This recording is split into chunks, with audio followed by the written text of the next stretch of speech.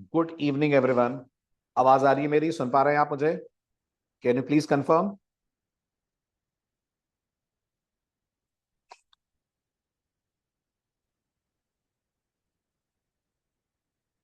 Great. तो शुरुआत last lecture में हमारे कोड में एक प्रॉब्लम थी। उस प्रॉब्लम को दूर करने के साथ अपन करते हैं। प्रॉब्लम क्या थी ये आपको रिकॉल कराने के लिए एप्लीकेशन को मैं एक बार फिर से रन कर रहा हूं।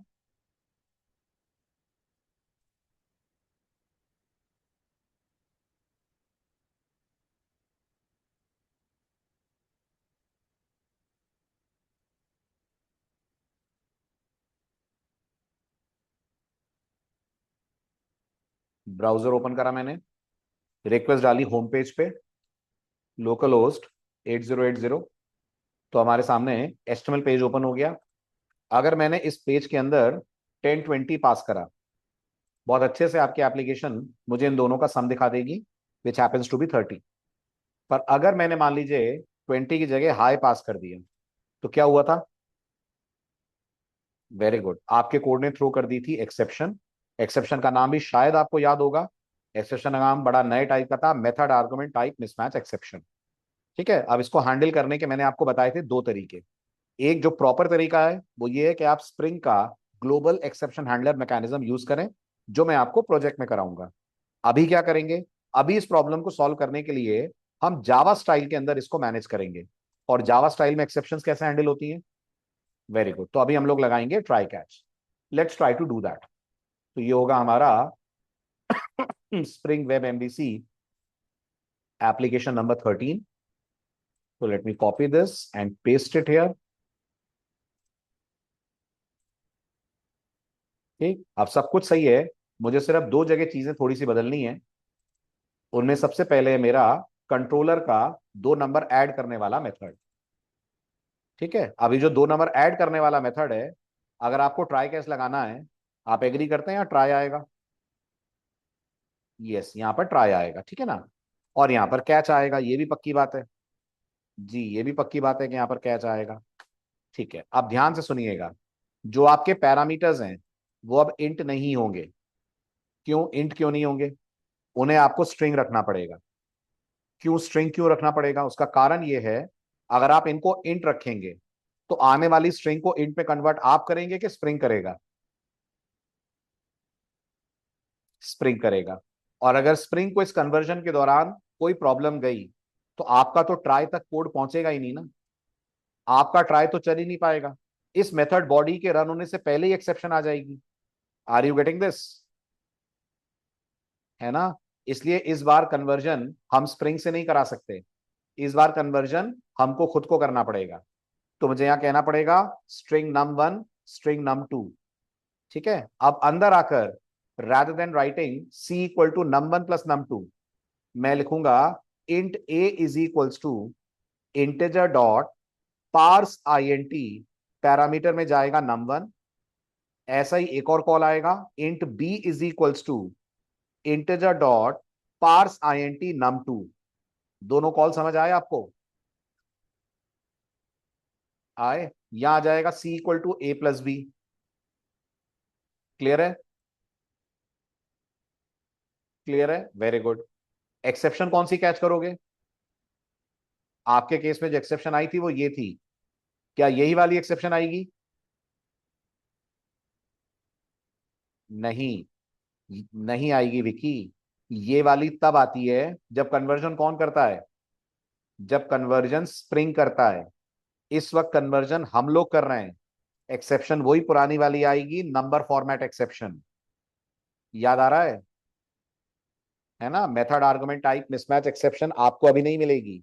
वो आपको तब मिलेगी जब आप ग्लोबल एक्सेप्शन हैंडलिंग करोगे। है ना। Very good. ठीक है, अब मुझे बताइए, चाहे एक्सेप्शन आए चाहे एक्सेप्शन ना आए, दोनों परिस्थितियों में जेएसपी चलना है ना। तो ये जो रिटर्न स्टेटमेंट है, ये तो ट्राई और कैच के बाहर आना चाहिए। दिखाना तो जेएसपी में ही जाकर है। अब प्रॉब्लम ये है, जेएसपी सम दिखाएगा कि एरर दिखाएगा?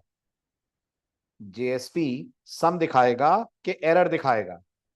क्या दिखाएगा जेएसपी? तो आपका जवाब होना चाहिए सर डिपेंड करता है, ट्राई पूरा चला या एक्सेप्शन आई। अगर ट्राई पूरा चला तो जेएसपी को सम दिखाना चाहिए, है ना। और अगर ट्राई में एक्सेप्शन आ गई तो जेएसपी को एरर मैसेज दिखाना चाहिए। ठीक, सबसे पहले हम एरर मैसेज कैसे भेजेंगे?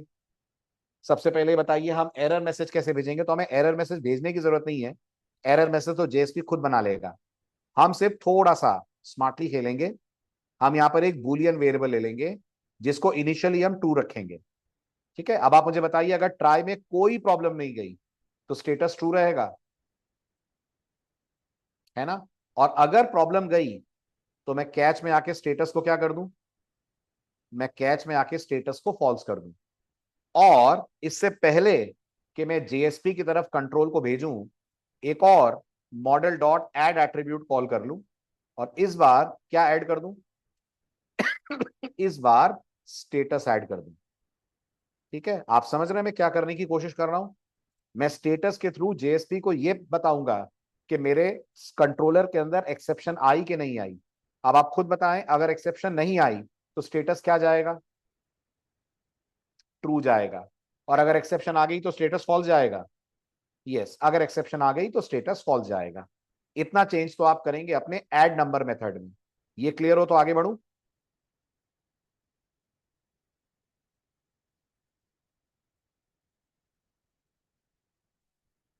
चलें आगे, वेरी गुड। अब आ जाइए जेएसपी के अंदर। कहां है जेएसपी?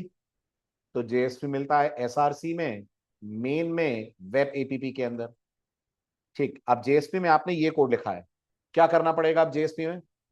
अब जेएसपी में लगाना पड़ेगा आपको इफ एल्स, है ना। और इफ एल्स लगाने का मतलब जावा, और जावा लगाने का मतलब जेएसपी में आ जाएगा स्ट्रिपलेट। सही कहा मैंने? Very good. ठीक, आप सबसे पहले आप स्टेटस को फेच कीजिए। याद करिए जो आप मॉडल में ऐड करते हैं वो एक्चुअल में किस में जाकर ऐड होता है? जो आप मॉडल में ऐड करते हैं, वेरी गुड विकी, वो रिक्वेस्ट ऑब्जेक्ट में ऐड होता है। तो आप यहां पर बोलेंगे boolean status is equals to boolean of request. आपके जेएसपी के पास मॉडल रिक्वेस्ट ऑब्जेक्ट बनकर जाता है, रिक्वेस्ट डॉट गेट एट्रीब्यूट। और क्या नाम रखा था आपने? आपने वह नाम स्टेटस ही रखा था। सो गेट एट्रीब्यूट स्टेटस। ठीक है, ये टाइप कास्टिंग क्यों करनी पड़ रही है? ये इसलिए करनी पड़ रही है क्योंकि गेट एट्रीब्यूट की रिटर्न टाइप क्या होती है? गेट एट्रीब्यूट की रिटर्न टाइप होती है ऑब्जेक्ट। तो आपको ऑब्जेक्ट को किसमें डाउनकास्ट करना पड़ेगा? आपको ऑब्जेक्ट को डाउनकास्ट करना पड़ेगा बूलियन में, है ना। तो ये हो गया हमारा स्टेटस। अब इसके बाद हम इफ कंडीशन लगाएंगे, और इफ कंडीशन में हम लिखेंगे इफ स्टेटस। अगर ये इफ ट्रू है तो आप मुझे बताइए स्टेटस ट्रू है कि फॉल्स है? अगर ये इफ ट्रू है तो स्टेटस ट्रू है। स्टेटस ट्रू है मतलब एक्सेप्शन आई या नहीं आई? तो जवाब है नहीं आई। अगर नहीं आई तो इसका मतलब सम आया। यस, अगर नहीं आई तो इसका मतलब सम आया। तो अब मैं बोलूंगा out dot println, right, paragraph, first number is, right, double quotes बंद, प्लस, और मुझे एक बार फिर कहना पड़ेगा रिक्वेस्ट डॉट गेट एट्रीब्यूट। क्योंकि याद रखिएगा जब जावा स्टाइल में कोड लिख रहे हैं तो आप ई एल नहीं लगा पाएंगे, तो आपको जावा स्टाइल में ही हर लाइन लिखनी पड़ेगी। तो रिक्वेस्ट डॉट गेट एट्रीब्यूट यहां पर क्या आएगा? यहां आ जाएगा फर्स्ट नम, सेक नम और सम। तो यहां कर दीजिए आप फर्स्ट नम, केस सेंसिटिविटी का ध्यान रखना पड़ेगा। ठीक, उसके बाद इस पैराग्राफ को कर दीजिए बंद, फॉरवर्ड स्लैश पी, ये पैराग्राफ आपका क्लोज हुआ। आउट डॉट प्रिंटलन क्लोज हुआ। एक और आउट डॉट प्रिंटलन, एक और आउट डॉट प्रिंटलन। दूसरा वाला आउट डॉट प्रिंटलन शो करेगा, जस्ट अ मोमेंट, ये फर्स्ट नम पे डबल कोट्स नहीं आएंगे, ये यहां पर बंद होगा लाइक दिस। ये भी यहां पर बंद होगा लाइक दिस। ये भी यहां पर बंद होगा। ठीक है, अब ये फर्स्ट नम, ये फर्स्ट नम की जगह I think it's sec num, and the third one is S U M sum. इसको कर दीजिए आप सेकेंड नंबर, इसको कर दीजिए आप their sum is, their sum is. ये आ जाएगा रिक्वेस्ट डॉट गेट एट्रीब्यूट, यहाँ पे सम डिस्प्ले हो जाएगा और पैराग्राफ क्लोज हो जाएगा। अब अगर ये इफ फॉल्स है, इसका मतलब एक्सेप्शन आई है। यस बिल्कुल। और नंबर फॉर्मेट ही आई है क्योंकि आपने उसी को कैच करा है। तो बस फिर आप अपना प्रिंट एलन डालिए, प्रिंट एलन में एक पैराग्राफ, पैराग्राफ में आपका message, please input digits only, ये आपका यूजर को मैसेज, लास्ट में एक सेमी कोलन, राइट। जेएसपी को करिए सेव। आ रहा है समझ आपको कोड का लॉजिक? आ रहा है, गुड। अब आ जाइए, इसको कर देते हैं रीनेम, ये हमारी एप्लीकेशन नंबर 12 की जगह 13।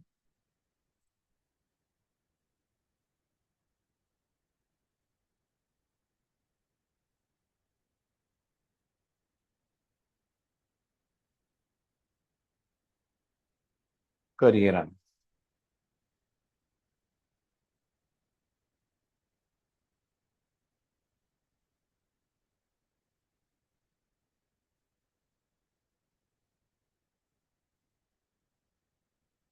ये आपका मेन पेज। तो पहले नॉर्मल कैलकुलेशंस कर लेते हैं, 10 and 5। क्या दिक्कत हो गई? कुछ मिस्टेक? ओ, पैरेंथेसिस एक्स्ट्रा लग गया है। कहाँ लग गया है? शो एडिशन में। कौन सा वाला पैरेंथेसिस एक्स्ट्रा लग गया है? ये वाला पैरेंथेसिस एक्स्ट्रा लग गया है।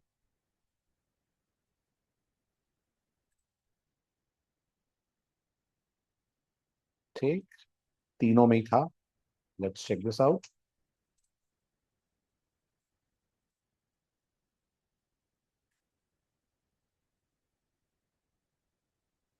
ओके, तो ये आ गया, first number is 10, second number is 5, sum is 15।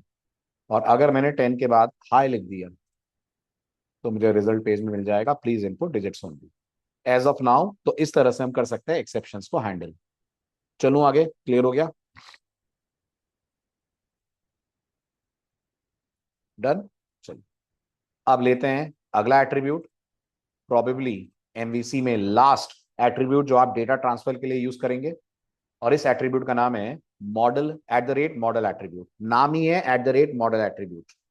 ठीक है, पढ़िए और मुझे बताइए at the rate model attribute की क्या खास बात है। आराम से पढ़िए, पढ़ने के बाद डन लिखिएगा।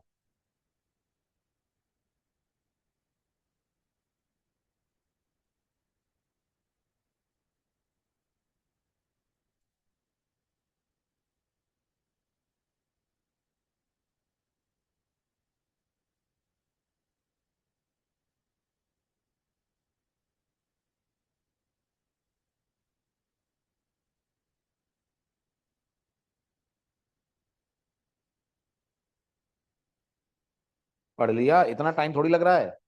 पढ़ लिया, वेरी गुड।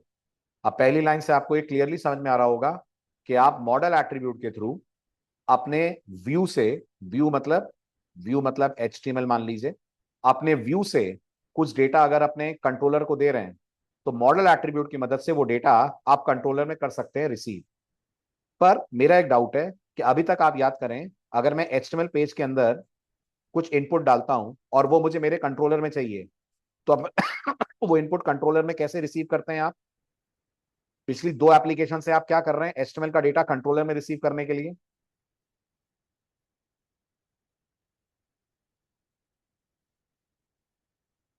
बोलो बेटा, बोलो फटाफट।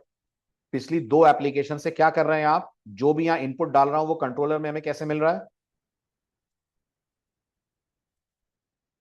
इतना टाइम? नहीं अभय, बिल्कुल गलत, बिल्कुल गलत, बिल्कुल गलत।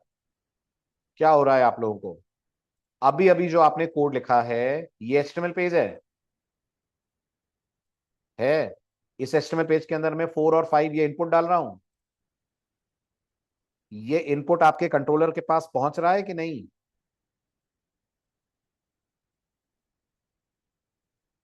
पहुंच रहा है। कैसे पहुंच रहा है? क्या करा है आपने अपने कंट्रोलर में कि आपको ये इनपुट मिल जाए? जी, आपने रिक्वेस्ट परम यूज करा है।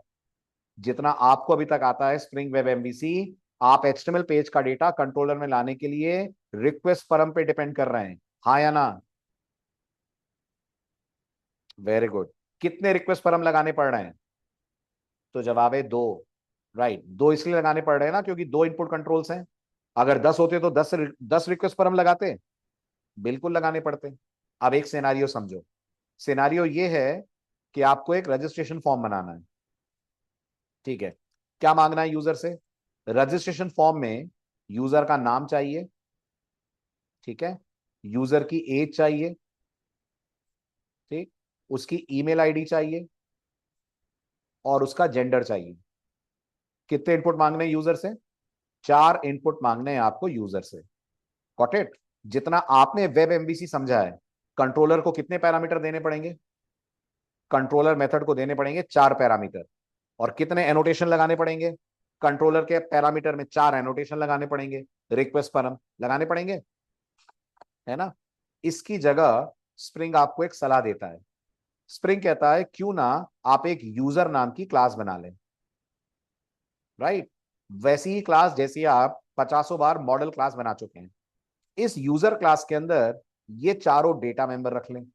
तो अगर आप मेरी बात समझ रहे हैं, तो यूजर क्लास के अंदर एक स्ट्रिंग नेम आएगा, एक इंट एज आएगा, एक स्ट्रिंग ईमेल आएगा और एक स्ट्रिंग जेंडर आएगा। यूजर क्लास का स्ट्रक्चर समझ आया? राइट। अब स्प्रिंग ये कहता है कि तुम अपने कंट्रोलर का पैरामीटर सिर्फ एक ऑब्जेक्ट रखो, और वो ऑब्जेक्ट कौन होगा? वो ऑब्जेक्ट तुम्हारा यूजर का ऑब्जेक्ट होगा। तो जो तुम्हारा कंट्रोलर मेथड है, उसके पैरामीटर में तुम एट द रेट रिक्वेस्ट परम जहां लगाते थे, वहां अब लगाओगे तुम at the rate model attribute. समझ आ रहा है एनोटेशन का नाम? At the rate model attribute. यहां तुम लिखोगे यूजर और यहां तुम लिखोगे ओबीजे।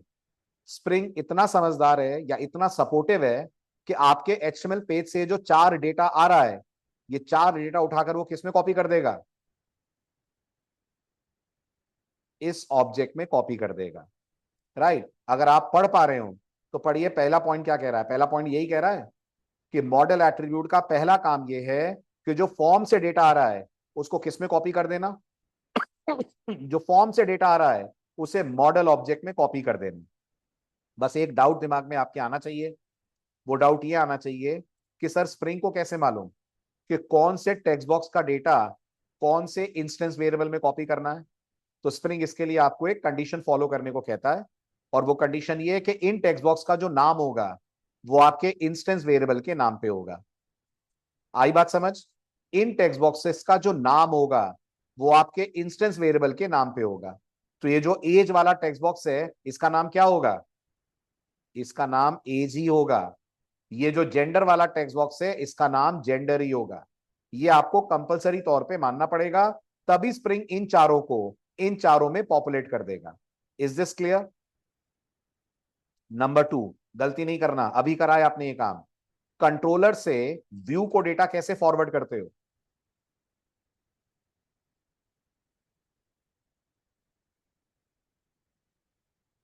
कंट्रोलर से व्यू को कुछ डेटा भेजना है तो क्या करते हो? शाबाश Vicky, model dot add attribute करते हैं। यही करा है ना आपने अभी 10 मिनट पहले अपने कंट्रोलर में। ये जो आपने 3 लाइनें लिखी हैं और ये जो आपने चौथी लाइन लिखी है, ये डेटा जेएसपी को भेज रहे हो आप। यस, ये भी करने की जरूरत नहीं है। क्यों क्यों करने की जरूरत नहीं है? पढ़िए, मॉडल एट्रीब्यूट की सेकंड पावर क्या है? मॉडल एट्रीब्यूट की सेकंड पावर ये है कि जो ऑब्जेक्ट आपने पैरामीटर में बना रखा है, ये ऑटोमेटिकली उस ऑब्जेक्ट को किसको भिजवा देगा? ये ऑटोमेटिकली उस ऑब्जेक्ट को आपके व्यू को भिजवा देगा। तो मतलब एक मॉडल एट्रीब्यूट दो काम करता है। बिल्कुल, एक मॉडल एट्रीब्यूट एनोटेशन दो काम करता है। पहला पहला जल्दी क्विक। पहला, वो आने वाले फॉर्म डेटा को पैरामीटर में बनाए गए ऑब्जेक्ट में कॉपी कर देता है। दूसरा, जो पैरामीटर में उसने ऑब्जेक्ट बनाया है उसको फॉरवर्ड कर देता है किसको? उसको फॉरवर्ड कर देता है व्यू को। क्लियर? तो क्या मैं सिंपल वर्ड्स में बोलूं, फॉर्म डेट मॉडल एट्रीब्यूट ये 4 काम करता है। आप बताइए, आपको चारों काम क्लियर है?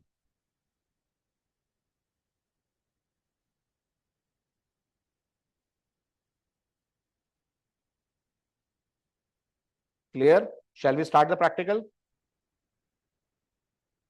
Very good. अब क्या करना है, ध्यान से देखिए। अगर आप मॉडल एट्रीब्यूट, हम यही वाला कोड लिखने जा रहे हैं जो आपसे अभी मैं डिस्कस कर रहा था, बस मैं यूजर की जगह स्टूडेंट क्लास लेकर चलूंगा।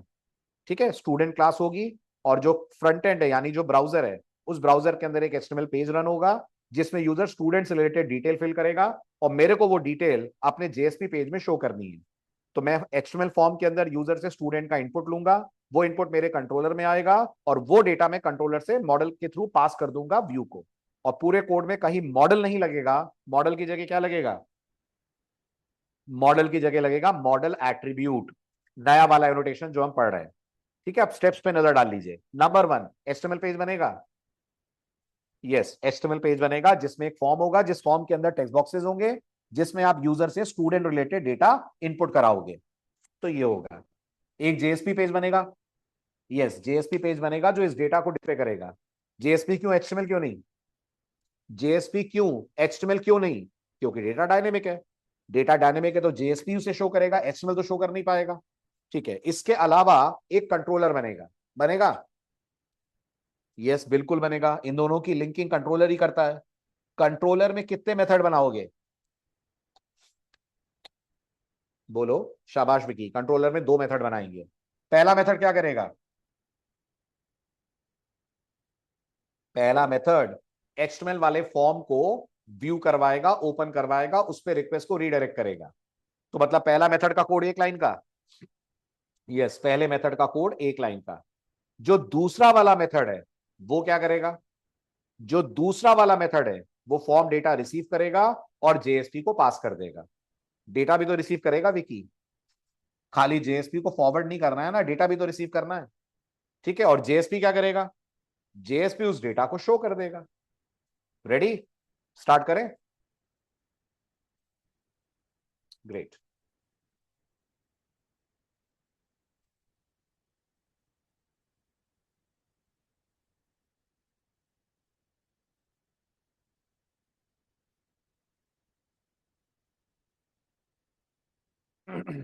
चलिए, अब सबसे पहला काम, इससे पहले कि हम कोई एचटीएमएल और जेएसपी बनाएं, सबसे पहले we need to create a package.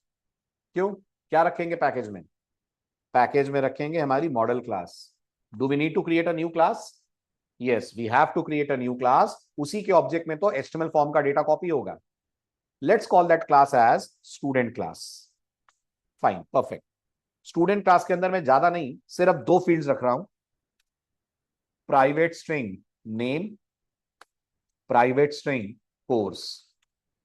Student का नाम और वो जिस कोर्स में रजिस्टर करना चाहता है उस कोर्स का नाम। That's it.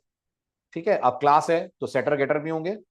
तो सोर्स, सोर्स में जाकर बना दिए मैंने इसके सेटर और गेटर। ठीक, तो हमारे पास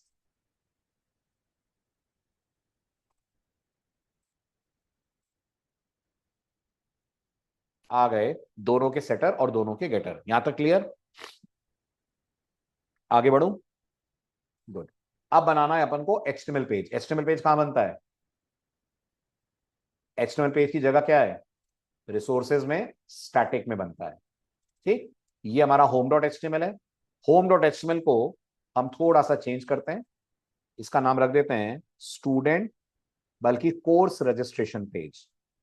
let's call it course registration page. बहुत बढ़िया। ठीक है, इसके बाद आएगा एक फॉर्म। चाहिए फॉर्म आपको? यस, बिल्कुल फॉर्म चाहिए। फॉर्म का जो मेथड है वो मैं कर देता हूं पोस्ट। ठीक है, और जो एक्शन है उसमें क्या आएगा? अब तो आदत हो गई होगी। एक्शन में क्या आएगा? एट द रेट कॉम्पोनेंट नहीं लगेगा। बहुत बढ़िया सवाल है Vicky. Anyone in the class? Vicky ने पूछा है एट द रेट कॉम्पोनेंट नहीं लगेगा क्या? स्टूडेंट के ऊपर ना विकी? ओके, बाकी लोग जवाब दें। क्या स्टूडेंट के ऊपर एट द रेट कॉम्पोनेंट नहीं लगेगा? नहीं लगेगा। क्यों नहीं लगेगा? इसलिए नहीं लगेगा क्योंकि ये कोई बीन है जो कहीं पे तुमको इंजेक्ट करना है, कहीं डीआई करना है, इसका नहीं करना है। ये सिर्फ एक सिंपल सी मॉडल क्लास है जिसके अंदर फॉर्म का डेटा फिल करना है। और अगर आपको लग रहा है फिर स्प्रिंग इसका ऑब्जेक्ट बनाएगा, बिल्कुल बनाएगा, क्योंकि तुम इस क्लास को कौन से एट्रीब्यूट के साथ यूज करने वाले हो पैरामीटर में? मॉडल एट्रीब्यूट के साथ यूज करने वाले हो।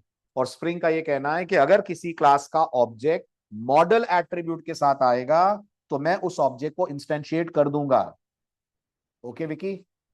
तो एट द रेट कॉम्पोनेंट नहीं लगेगा। एट द रेट कॉम्पोनेंट तब लगता है जब आपको डीआई करवाना हो, डिपेंडेंसीज हो, कहीं ऑटो वायरिंग कर रहे हो आप, उन सब कामों के लिए लगेगा। चलो आगे, है ना। Very good. तो अब होम डॉट एचटीएमएल पे आ गए अपन। मैं पूछ रहा था अब होम डॉट एचटीएमएल में एक्शन में क्या आएगा। तो एक्शन के अंदर हमें वो पार्ट देना है यूआरएल का जिससे हमारा सेकंड वाला मेथड चले। तो क्या मैं इसको एड स्टूडेंट बोल सकता हूं? चलेगा। यस, ये मेरा यूआरएल का सेकंड पार्ट हो गया। अब अंदर आएंगे कुछ चेंजेस। अंदर आप क्या मांगेंगे यूजर से? अंदर आप यूजर से इनपुट डिमांड करेंगे। ओके, तो पहला इनपुट क्या मांग लिया मैंने? पहला इनपुट मैंने बोल दिया एंटर नेम। ठीक, I will go for a B R. Enter name के नीचे मैंने कह दिया input, type is equals to text, और नेम इज इक्वल टू क्या? नेम। परफेक्ट। ठीक है। Then again a B R. इस बी आर के बाद ये चीज रिपीट होगी। अपन मांगेंगे एंटर कोर्स नेम। यूजर को बोलेंगे वो हमें कोर्स का नाम दे। कोर्स के नाम के बाद यहाँ क्या आएगा? Again input type equal to text, name is equals to course, ये लिख देंगे। ये आ जाएगा हमारा फिर से बी आर। और इसके बाद आ जाएगा हमारा बटन। बटन में टाइप सबमिट, और यहां ऐड नंबर्स की जगह I will call it register me. Clear? HTML page समझ आ गया? Very good. अब ये एचटीएमएल पेज चलाने के लिए कुछ करना पड़ेगा? बिल्कुल करना पड़ेगा। ये एचटीएमएल पेज चलाने के लिए हमें जाना पड़ेगा अपने कंट्रोलर में। तो ये रहा हमारा कंट्रोलर। इसको वेलकम कंट्रोलर की जगह मैं रीनेम करके स्टूडेंट कंट्रोलर बना देता हूं, थोड़ा ठीक लगेगा। तो ये हो गया हमारा स्टूडेंट कंट्रोलर। ठीक, स्टूडेंट कंट्रोलर के अंदर हमारा जो पहला मेथड है वो गेट रिक्वेस्ट होगी। आप ब्राउजर के अंदर होम पेज का यूआरएल टाइप करोगे और एचटीएमएल पेज खुल जाना चाहिए। यस, वो हमारा होम पेज की रिक्वेस्ट होगी।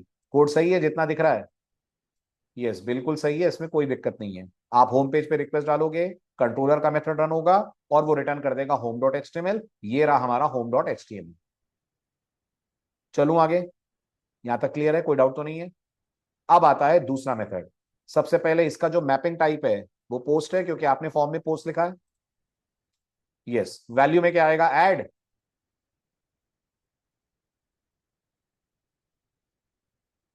Very good. वैल्यू में आएगा जो आपने होम डॉट एक्सटीएमएल के एक्शन में दिया है।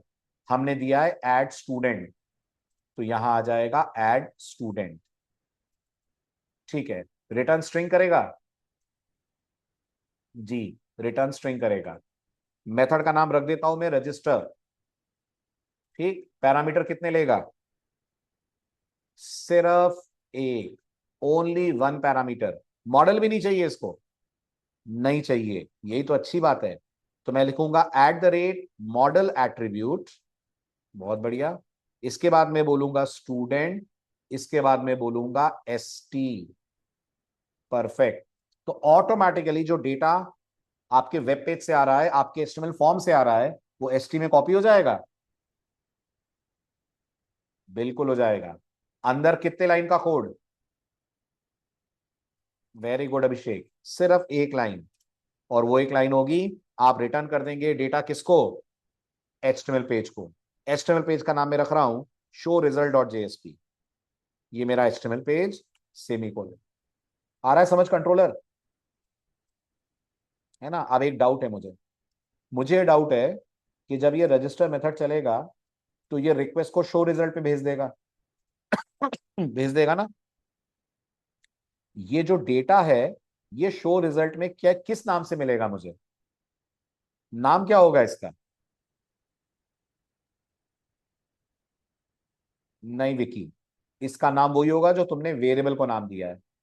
हमने वेरिएबल को क्या नाम दिया है? एसटी नाम दिया है। ये भी एसटी के ही नाम से आपको मिलेगा।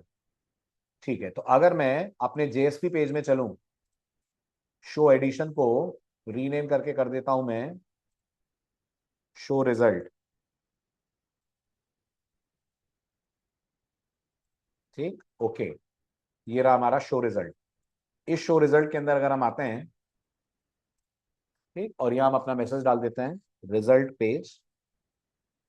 ठीक, देन हमारा H1, H1 में लिख देता हूं मैं H1 form submitted successfully.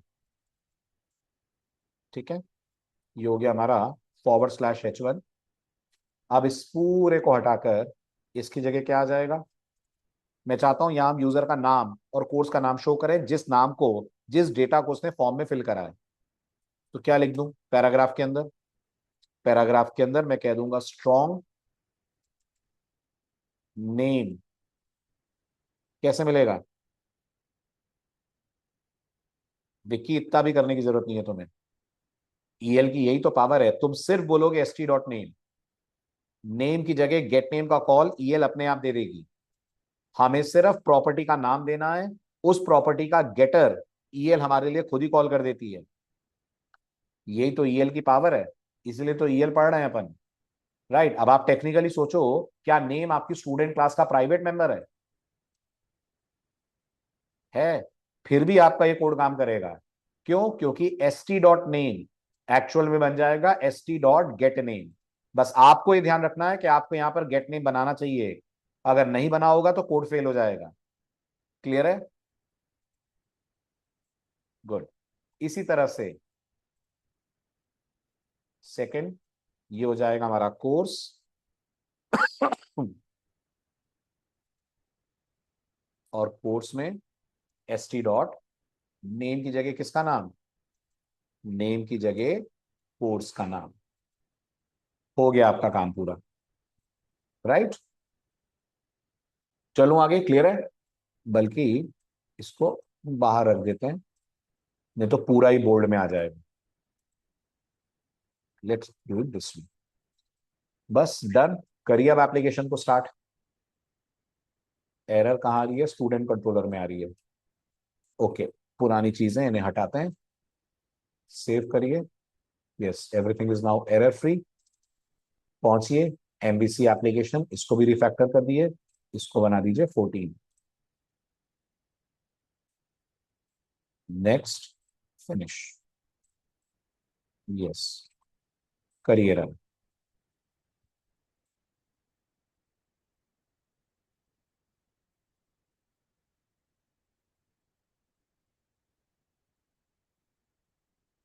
Home route पे रिक्वेस्ट डालिए। कोर्स रजिस्ट्रेशन पेज आ गया। स्टूडेंट का नाम सचिन। किस में रजिस्टर होना है? Spring boot. रजिस्टर नहीं। क्या गड़बड़ हो गई? Let's check this out.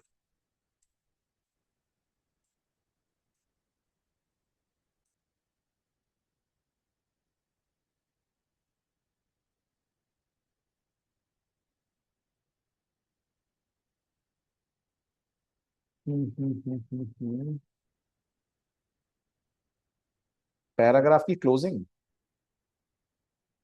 Closing में प्रॉब्लम है। क्या प्रॉब्लम है? बट डेटा तो मिलना चाहिए। चलिए, let's do this way.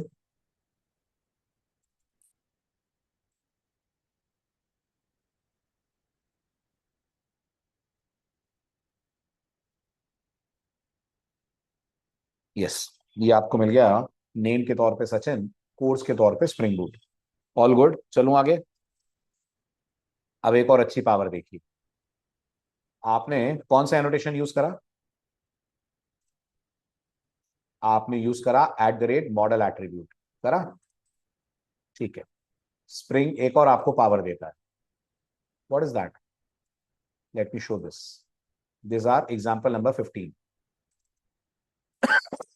Example number 15 में पहले तो इसको मैं रिफैक्टर कर दूं। मैं कुछ नहीं कर रहा, बल्कि वो जो मॉडल एट्रीब्यूट आपने लिखा हुआ है उसको भी मैं हटा देता हूं। कहां से? कंट्रोलर से। यहां आया, उड़ा दिया मैंने इसको, सिर्फ मैंने रखा यहां student student.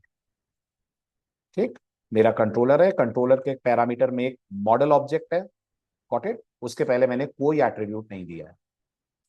Let's run the application and see what action is taken by spring. क्या लगता है आपको कौन सी एक्सेप्शन आएगी?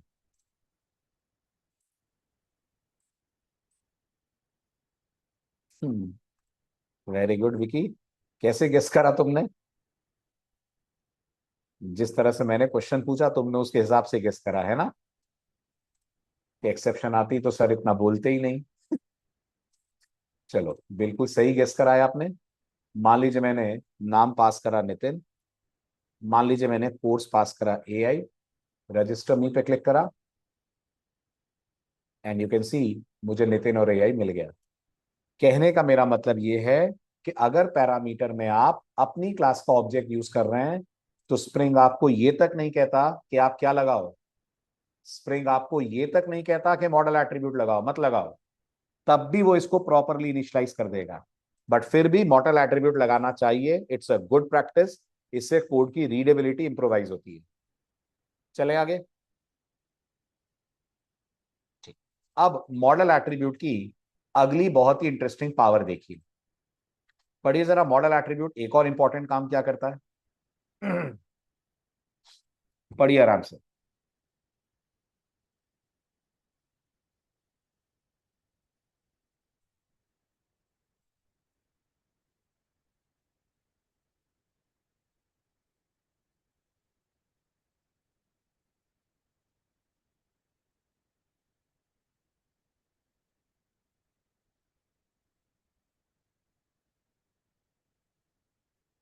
पढ़ लेंगे तो डन लिखिएगा। पढ़ लिया? Done, very good. क्या समझ में आया? मॉडल एट्रीब्यूट की एक और अच्छी बात क्या है? कौन समझा रहा है? किसको अनम्यूट करूं? ट्राई तो कर ही सकते हैं, इतना मुश्किल थोड़ी है। What is another good feature of model attribute? जल्दी फटाफट।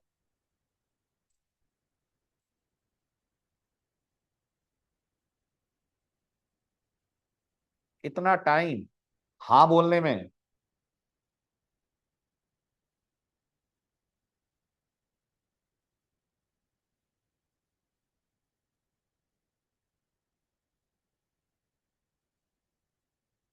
इतना बोलने की जगह विक्की अनम्यूट कर दो भाई। जितना टाइप करोगे उतनी देर में तो बात हो जाएगी अपनी। बोलो, अनम्यूट करा है मैंने आपको।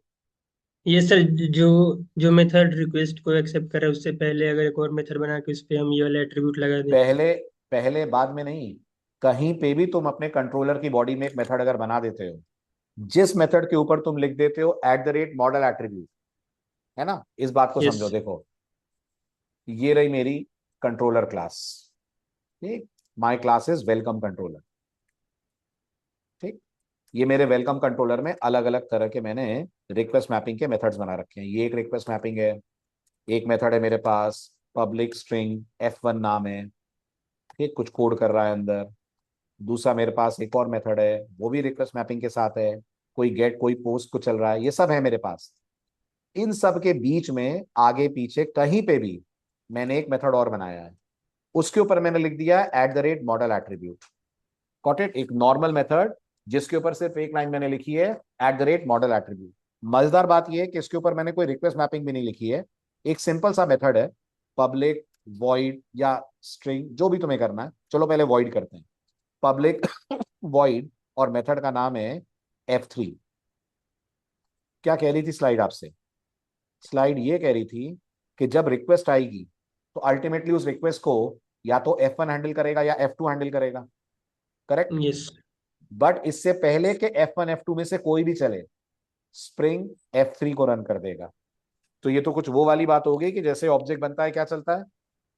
कंस्ट्रक्टर। कंस्ट्रक्टर। तो जैसे किसी ऑब्जेक्ट के क्रिएशन पे कंस्ट्रक्टर चलता है, ऐसे जब आपकी रिक्वेस्ट आएगी तो रिक्वेस्ट हैंडल करने वाला मेथड तो बाद में चलेगा, पहले आपका ये मेथड चल जाएगा जिसके ऊपर आपने लिखा हुआ है मॉडल एट्रीब्यूट। पहला पॉइंट तो ये है, क्लियर हुआ? यस। दूसरा पॉइंट, स्लाइड ये भी कह रही है कि अगर तुमने अपने इस F3 से कुछ रिटर्न कराया, सपोज करो मैंने रिटर्न कराया यहां से विकी, ठीक है, ऑफ कोर्स रिटर्न टाइप क्या होगी? अगर मैं स्ट्रिंग। रिटर्न विकी कह रहा हूं तो स्ट्रिंग तो रखनी पड़ेगी। और तुमने अपने मॉडल एट्रीब्यूट के पैरामीटर में कुछ नाम दे दिया यहां पर, जैसे कि तुमने नाम दे दिया यहां पर यूजर नेम। तो स्लाइड ये भी कह रही है कि ये जो विकी है ये यूजर नेम के नाम से जाकर किस में ऐड हो जाएगा? Model object. मॉडल ऑब्जेक्ट में ऐड हो जाएगा। और मॉडल ऑब्जेक्ट से किसको मिल जाएगा? व्यू को मिल जाएगा। तो अगर मैं व्यू के व्यू, अंदर यस। जाकर ईएल लगाकर ये लिखने की कोशिश करूं, मैं व्यू के अंदर जाऊं, व्यू के अंदर ईएल लगाऊं, और ईएल के अंदर डॉलर लगाऊं, डॉलर में कर्ली ब्रेस लगाऊं, और कर्ली ब्रेस के अंदर मैं लिख दूं, क्या नाम दिया मैंने? User name. कर्ली ब्रेस के अंदर मैं लिख दूं यूजर नेम, तो मेरे को विकी मिल जाएगा? यस। बिल्कुल मिल जाएगा, बिना कुछ मेरे एक्स्ट्रा एफर्ट करे ये डेटा वाया यूजर नेम पहुंच जाएगा व्यू तक। इसका मतलब मॉडल एट्रीब्यूट मेथड के ऊपर लगे तो दो काम कर सकता है। एक तो उस मेथड को एज अ कंस्ट्रक्टर ट्रीट करा सकता है, हालांकि कंस्ट्रक्टर तो ऑब्जेक्ट के लिए एक बार चलता है, ये तो हर रिक्वेस्ट पे बार बार चलेगा। 100 रिक्वेस्ट आएंगी तो 100 बार चलेगा। किसी भी मेथड के लिए रिक्वेस्ट आएगी वो मेथड बाद में चलेगा, पहले ये मेथड रन हो जाएगा। क्लियर? बाकी लोग भी बताएं, क्लियर हुआ डिस्कशन? Very good. तो अब अपन कोड को करते हैं इम्प्रोवाइज। अब आपके लिए जो अगला चैलेंज है वो ये है, पढ़ लीजिए, पढ़ने के बाद डन लिख दीजिए।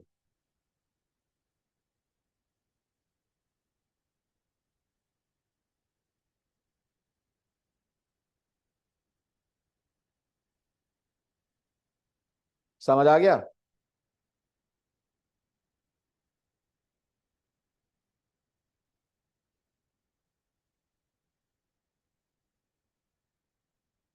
आ गया?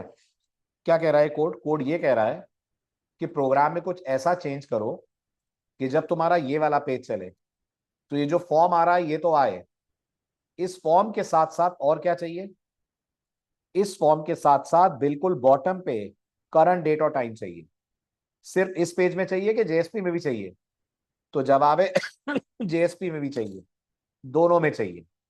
ठीक है, और वो डेट और टाइम भेजेगा कौन? वो डेट और टाइम कंट्रोलर से भिजवाना है। All good? Very good. तो सबसे पहले लेट मी कॉपी दिस। ये होगी हमारी एग्जाम्पल नंबर 16।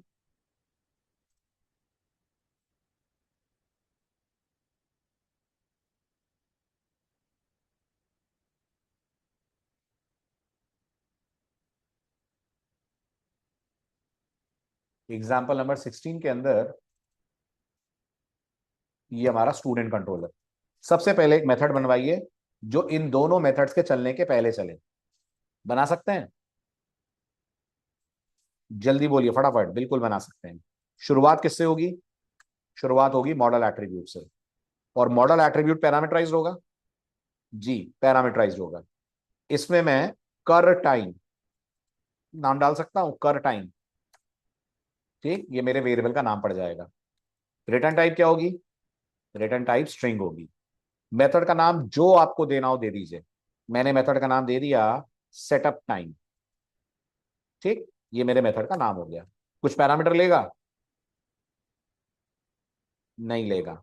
अपने सेटिस्फेक्शन के लिए मैं एक एस आउट डाल रहा हूं जिससे मुझे टर्मिनल पे पता चलेगा कि हमारा ये सेटअप टाइम मेथड रन हुआ है ना? इस प्रिंटलन का और कोई काम नहीं है, सेटअप टाइम कॉल। ठीक है, देखेंगे कितनी बार कॉल होता है और कब कॉल होता है। अब मेरे को यहां से करंट डेट और टाइम रिटर्न करना है, तो किसका ऑब्जेक्ट बनाना पड़ेगा? तो जवाब है डेट का ऑब्जेक्ट बनाना पड़ेगा।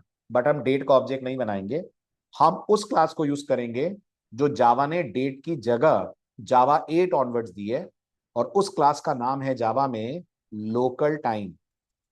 क्या नाम है क्लास का? क्लास का नाम है लोकल टाइम। ठीक है, ये रिकमेंडेड प्रैक्टिस है कि आप स्प्रिंग जैसी मॉडर्न टेक्नोलॉजी यूज कर रहे हैं तो क्लासेस भी मॉडर्न यूज करें। So we have a class called as local time. Local time का आप बना लीजिए object, I am calling it as L time, right? और और इसका ऑब्जेक्ट बनाने के लिए इस लोकल टाइम के पास एक स्टैटिक मेथड है। क्या नाम है उसका? उस मेथड का नाम है नाउ। तो आप बोल दोगे लोकल टाइम डॉट नाउ। क्या मिल जाएगा आपको इस एल टाइम में? जल्दी बोलो, क्या मिल जाएगा इस एल टाइम में? तो आपको करंट टाइम मिल जाएगा, करंट टाइम मिल जाएगा, शायद हमें टाइम ही चाहिए ना, if I am not wrong. Time चाहिए ना, वो टाइम जिस समय वो एक्सेस हुए, डेट नहीं चाहिए मुझे, सिर्फ टाइम चाहिए। ठीक है ना, तो मैंने लोकल टाइम ले लिया। ठीक, अब इस एल टाइम के पास टू स्ट्रिंग है, बिल्कुल है। तो अगर मैं यहां से लिख दूं return L time dot to string, तो इसका स्ट्रिंग रिप्रेजेंटेशन रिटर्न हो जाएगा और कर टाइम बनकर सेव हो जाएगा, है ना। Very good. अब मेरे को ये कर टाइम इस जेएसपी में मिलेगा? बोलो, बिल्कुल मिलेगा। क्या करना पड़ेगा? करना ये पड़ेगा कि मैं एसआरसी में, मेन में अपने जेएसपी में जाऊं और लास्ट में एक लाइन लिख सकता हूं एक और पैराग्राफ में, you accessed this page eight, और एट के बाद डॉलर, और डॉलर के बाद कर टाइम चलेगा, और इसको मैं जरा स्ट्रॉन्ग में डाल दूं तो आउटपुट भी प्रॉपर होगा। ठीक है, वेरी गुड। तो यहां मैंने डाल दिया स्ट्रॉन्ग, इधर भी मैंने डाल दिया स्ट्रॉन्ग। तो जो कर टाइम है वो आपको आपके जेएसपी पे नजर आ जाएगा, स्ट्रॉन्ग स्ट्रॉन्ग। ठीक है, और यही लाइन सेम मैं कॉपी करके पेस्ट कर दूं यहां पर एचटीएमएल वाले में, यस और नो? बहुत बड़ा वाला नो। विक्की, कैसी बातें कर रहे हो तुम? क्या एचटीएमएल को ईएल समझ में आएगी? तुम्हें लग रहा है एचटीएमएल के अंदर हम ये डॉलर कर टाइम बोल पाएंगे? इसका मतलब इस एक्सरसाइज को करने के लिए मुझे एक छोटा सा चेंज करना पड़ेगा, और वो छोटा सा चेंज ये होगा कि इंस्टेड ऑफ एचटीएमएल मुझे इसको किस में कन्वर्ट करना पड़ेगा? इंस्टेड ऑफ एचटीएमएल मुझे इसे कन्वर्ट करना पड़ेगा into JSP. Do you agree? Instead of HTML I have to convert it into JSP, वरना बात ही नहीं बनेगी। करेक्ट। तो अपन चलते हैं अपने वेब एपीपी में, वेब एपीपी के अंदर एक नई फाइल बना लेते हैं। ये होगी हमारी स्टड इन्फो, कुछ भी नाम दे दो, जो नाम आपको ठीक लगे, मैंने स्टड इन्फो दे दिया, डॉट जेएसपी। ठीक, नाउ बिकॉज ये जेएसपी पेज है, इस पूरे कोड को कॉपी करो, और जो तुमने लास्ट लाइन यहां लिखी थी, क्या वो लाइन अब यहां पे भी लिखी जा सकती है क्योंकि ये जेएसपी है? बिल्कुल लिखी जा सकती है। ठीक है ना, होम डॉट एचटीएमएल की जरूरत नहीं है, वैसे वो रहेगा भी तो कोई नुकसान नहीं है। आप अपने कंट्रोलर को अपडेट कर दो, rather than returning home dot HTML, क्या रिटर्न कर दें यहां से? यहां से रिटर्न कर दें स्टड इन्फो डॉट जेएसपी। ये सिर्फ इसलिए चेंज करना पड़ रहा है क्योंकि आपने ईएल यूज करी है। ईएल यूज ना करते तो ये होम डॉट एचटीएमएल से भी आपका काम कर देता है। ठीक है, करें रन। जो कोड लिखा मैंने समझ आया आपको? जो चेंजेस मैंने करे वो क्लियर हुए? गुड। पहुंचिए अब आप एससी लाइव में, करिए इसको रिफैक्टर।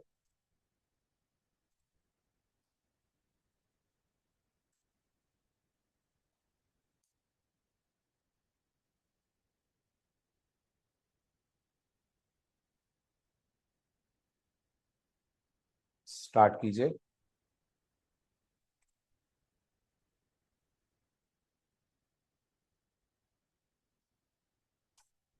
खोलिए ब्राउजर, जाइए होम पेज पे। ये आपका कोर्स रजिस्ट्रेशन पेज, लेकिन शायद हमने नाम गलत दे दिया है।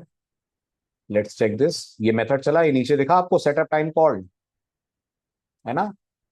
नाम चेक कर लेते हैं। कर टाइम में टी छोटा है और मैंने शायद टी कैपिटल लिख दिया है वहाँ। हम्म, तो ये भी स्मॉल टी, और ये भी होगा हमारा स्मॉल टी। ठीक है, एक बार फिर से एप्लीकेशन को रिस्टार्ट करते हैं। All changes done, very good. Refresh करिए। ठीक है, अब आप देख पा रहे होंगे करंट टाइम आ रहा है। हाँ, लेकिन उसके बाद में आप अगर ध्यान से देखें तो माइक्रो सेकेंड्स भी आ रहे हैं, आ रहे हैं। ये नहीं चाहिए मुझे। अगर ये नहीं चाहिए तो आपको इस टाइम की क्या करनी पड़ेगी? जावा की भाषा में बोलूं तो टाइम की करनी पड़ेगी फॉर्मेटिंग। ये कौन करेगा? फॉर्मेटिंग करने के लिए जावा ने आपको एक क्लास दी है जिसका नाम है डेट टाइम फॉर्मेटर। ठीक है, डेट टाइम फॉर्मेटर क्लास का आप बनाएंगे ऑब्जेक्ट, ठीक है। इसका ऑब्जेक्ट भी इसके स्टैटिक मेथड से बनेगा, तो मैं इसका नाम, ऑब्जेक्ट का नाम तो डीटीएफ दे रहा हूं। इसके पास जो स्टैटिक मेथड है, उस स्टैटिक मेथड का नाम है ऑफ पैटर्न, ऑफ पैटर्न। और आप यहां पे बताइए आपको टाइम में से क्या क्या चाहिए। तो आपको क्या क्या चाहिए, आवर, मिनट, सेकंड, या और भी कुछ चाहिए? तो जवाब है सिर्फ आवर, मिनट, सेकंड चाहिए। तो मैं लिख दूंगा HH:MM:SS। और मैं ये भी चाहूंगा कि एक सफिक्स आए जो बताए AM है कि PM है। और अगर आपको सफिक्स चाहिए AM PM, तो आप यहां सिर्फ A लिखेंगे, ठीक है। अब ये जो DTF मेथड है, इस DTF, ये जो DTF ऑब्जेक्ट है, इस DTF ऑब्जेक्ट को एज अ पैरामीटर पास कीजिए। किसके पास? ये जो एल टाइम है, इसके पास एक फॉर्मेट नाम का मेथड है। इस फॉर्मेट मेथड को कॉल करिए और इसमें DTF पास कर दीजिए। हो क्या रहा है कुल मिलाकर ये 3 लाइनों से? नंबर 1, आप क्रिएट कर रहे हो लोकल टाइम का एक ऑब्जेक्ट, ठीक है। नंबर 2, अब इस लोकल टाइम के ऑब्जेक्ट से आपको नॉर्मल स्ट्रिंग नहीं, फॉर्मेटेड स्ट्रिंग चाहिए। वो फॉर्मेटेड स्ट्रिंग लाने के लिए आप फॉर्मेट मेथड कॉल करोगे, पर जो फॉर्मेट मेथड है वो पैरामीटर लेता है। पैरामीटर में वो आपसे फॉर्मेट मांगता है, पर वो फॉर्मेट एज अ स्ट्रिंग नहीं मांगता, वो format as a date time formatter object मांगता है। तो हमने पहले डेट टाइम फॉर्मेटर का ऑब्जेक्ट बनाया, उसके अंदर हमारा फॉर्मेट दिया, और डेट टाइम फॉर्मेटर को यहां पे कर दिया पास, ठीक है। अब आप सेव करिए, एप्लीकेशन आपकी रीस्टार्ट हुई। अब चेक करिए, अब जाकर अगर मैं इसको रिफ्रेश करता हूं, so I am getting the message कि मैंने ये पेज रात को 10:01 पे एक्सेस करा, ठीक है। या मैंने सचिन फिल करा, या मैंने जावा फिल करा, ठीक। रजिस्टर मी पे क्लिक करा।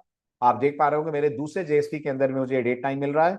और अगर आप बॉटम पे जाकर चेक करें, दोनों में आपको दिख रहा है setup time called, setup time called. तो आपको अगर कोई भी पीस ऑफ कोड अपने सभी कंट्रोलर मेथड के चलने से पहले हर बार चलाना हो, तो आप उसको डाल दीजिए इस तरह से मॉडल एट्रीब्यूट के अंदर। समझ आया? क्लियर हुआ?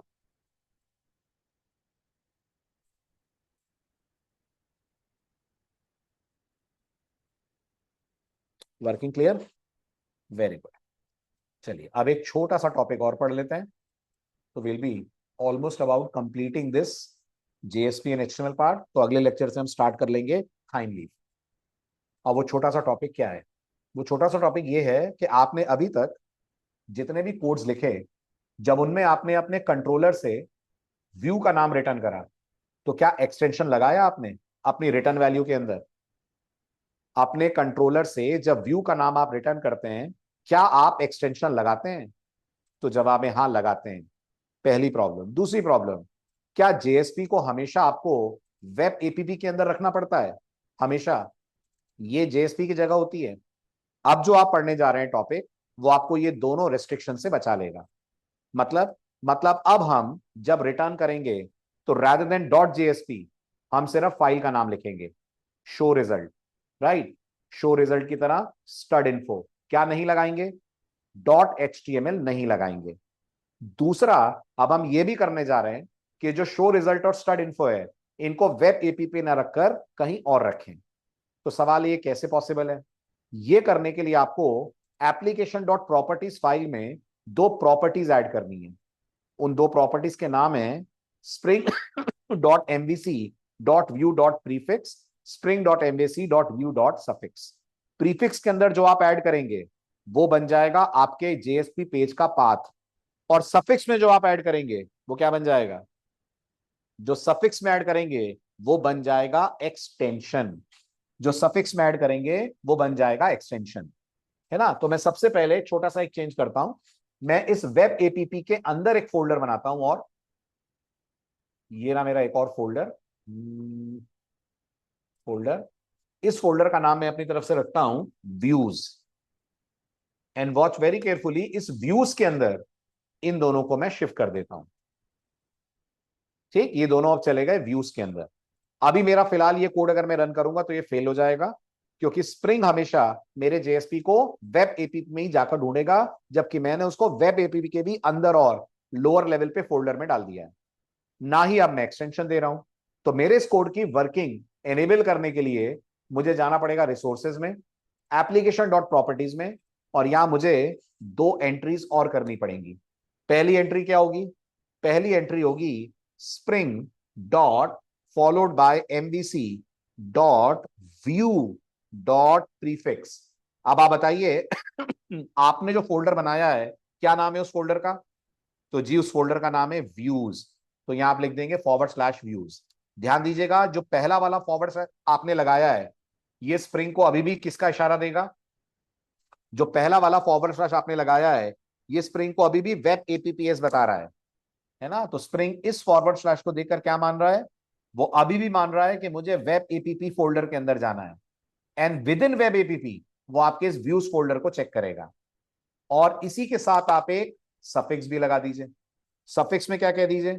सफिक्स में कह दीजिए spring dot MVC dot view dot suffix, और सफिक्स में असाइन कर दीजिए डॉट जेएसपी।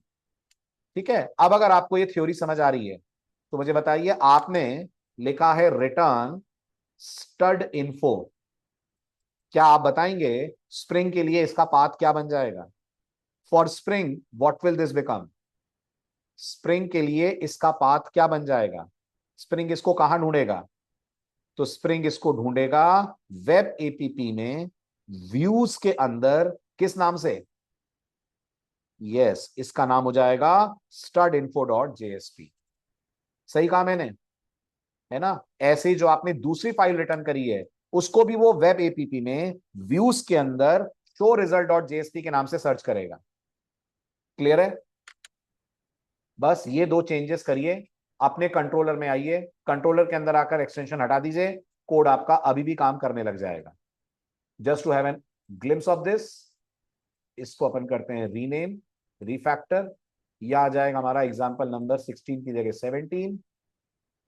ये 17 हो गया। नेक्स्ट, फिनिश, यस, और अब करिए आप इसको रन। नो एक्सटेंशन, पाथ भी आपने बदल दिया है। अब आप देखें how the code is going to behave. ये आपकी एप्लीकेशन 17 रन हुई। ये आपने एक्सेस करा आपका home page. Explicit mapping for error, क्या गड़बड़ हो रही है? Oh, dot JSP dot JSP. Okay, क्या हुआ? हुआ ये, let's go inside our resources, right? ये हो गया हमारा spring dot MBC dot view dot suffix dot prefix, और अपने मेन पेज में आपने कर दिया है रिटर्न स्टड इन्फो। किसी और कंट्रोलर को चेंज करा है क्या अपन ने? हाँ, अपन ने किसी और कंट्रोलर को चेंज कर दिया। ये हमारा कंट्रोलर तो ठीक है। तो मैंने शायद 16 वाले को चेंज कर दिया है जो नहीं होना चाहिए था। यहाँ तो डॉट जेएसपी रहना है, यहाँ भी और यहाँ भी।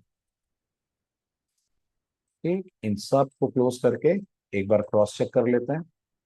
ये हमारा एग्जाम्पल 17 है, 17 में से डॉट जेएसपी हट गया है, बिल्कुल सही। ठीक, अब डालिए आप रिक्वेस्ट, आपका रजिस्ट्रेशन पेज ओपन हो जाएगा, राइट? ये नाम, ये कोर्स का नाम, और रजिस्टर मी पे क्लिक करा मैंने, दोनों पेजेस हो गए विजिबल। परफेक्ट, चले आगे। Clear, very good. सो ये हुआ आपका एमवीसी वाला पार्ट ऑलमोस्ट फिनिश, बल्कि आप इसको फिनिश ही मानिए। अगला जो टॉपिक मुझे आपको पढ़ाना है वो रेस्ट एपीआई के लिए बहुत जरूरी है, और वो टॉपिक होगा हमारा एक और annotation which is called path variable. उसके बाद हम पढ़ेंगे थाइम लीव, जो मुश्किल से 1 या 2 लेक्चर का है, and then will migrate to REST API. ठीक, तो मिलते हैं। हाँ जी, हाँ जी। सर, किसी स्प्रिंग बूट एप्लीकेशन में सेशन मैनेजमेंट करना हो, बिल्कुल रेस्ट एपीआई में सेशंस नहीं बनते हैं अभिनव। अगर तुम्हें रेस्ट एपीआई में सेशन मैनेजमेंट करना है तो तुम्हें इंटरसेप्टर्स यूज करने पड़ेंगे। Got it? तो अगर तुम्हें सेशन ट्रैकिंग ही करनी है तो उसके लिए तुम फिर नॉर्मल वेब एमवीसी एप्लीकेशंस बनाओ, है ना? और वैसे भी स्प्रिंग में सेशन ट्रैकिंग की जरूरत नहीं है। जब तुम स्प्रिंग एप्लीकेशंस डेवलप करोगे तो सेशन ट्रैकिंग की जरूरत ही नहीं पड़ेगी तुम्हें, राइट? बिकॉज रेस्ट एपीआई जो होती हैं वो स्टेटलेस होती हैं, उन्हें स्टेट की जरूरत ही नहीं होती है।